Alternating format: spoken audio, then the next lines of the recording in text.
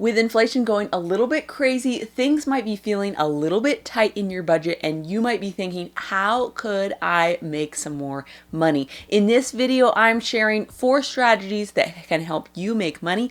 And at the end, I am sharing our family's 5 income streams. Welcome to my channel. I'm Elena. I make money at home content. I want to empower you to see a brighter financial future for yourself and your loved ones. If that sounds good to you, please hit that subscribe button. The number one thing you need to help you make some money is mindset.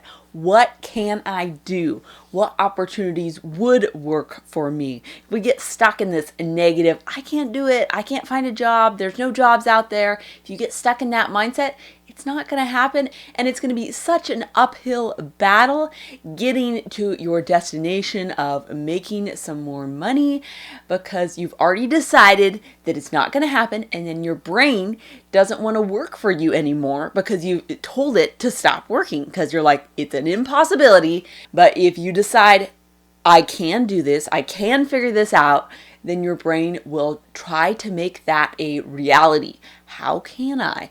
What opportunities would work for me? That sort of thing. So getting that mindset that you can do this and you can make some more money, and there is an opportunity out there for you that is real, not a scam, and will match the needs that you have, whether you are a stay-at-home parent or you want to work some evenings. Next thing you want to do is look for those opportunities. So I spend a little bit too much time on Facebook, but I'm also part of some cool groups like your county's work page. If your county has a work page, people post job opportunities that they have heard of, and it's just a great place to look for a job opportunity and then evaluate each one. Would this one work? Which parts of this job wouldn't work for me? So when I see the next one and it's a better fit, maybe I should go and try for that one. Work pages often have in-person opportunities. So if you're looking for virtual work, this might not be the best fit, but it's a great place to start evaluating jobs and deciding, what do I want? What am I actually looking for? And seeing what's actually available. If you've imagined this unicorn job in your head that you only have to work 5 hours a week and it pays $150 an hour and you work it from home, then you might not find anything that's for you. But if you can start evaluating real job opportunities and seeing, would this one work? Would this one work? Would this one work?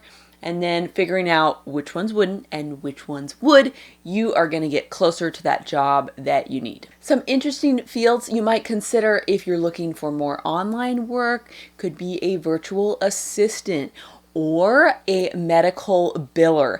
I have thought this one was so interesting for so long, that you can become a medical biller, and that can be a very at-home virtual job that you can kind of do on your own time, because you're not necessarily needing to have scheduled meetings with people, which means if you have small children at home who like to scream during your meetings, that could be a great fit for you. I haven't personally tried this, but I kind of want to at this point. And coming up at number 3 is look for needs. What kind of things are people looking for? So if you're on your community page in Facebook and people are saying, I'm looking for this service, pay attention to that, because maybe you could be the person that fills that need.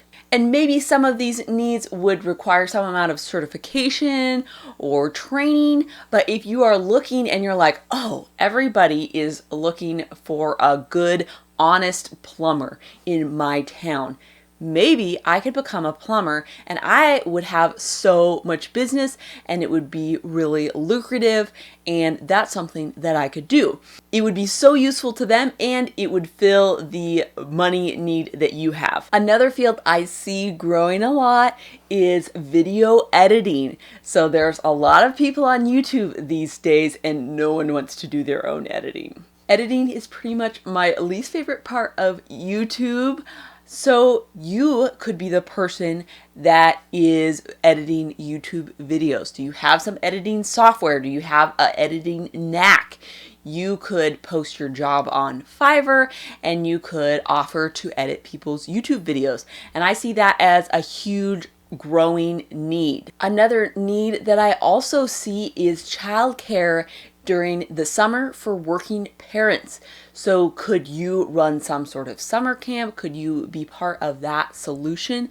And that would be an awesome job opportunity also. And number 4 strategy to help you make money is to leverage your skills. So instead of going and getting some different training or something, think of what skills do I already have and how could I use those to make money. Perhaps you are a stay-at-home mom looking to make some money and you went to college to be a math teacher. How could you turn that into a side hustle? Maybe you could do some math tutoring. Maybe you could have a math tutoring after school club. Something that uses the skills and certifications you already have and turns them into a money-making opportunity. I went to school to be a music teacher and I teach private music lessons. And I love that and I can do it from home.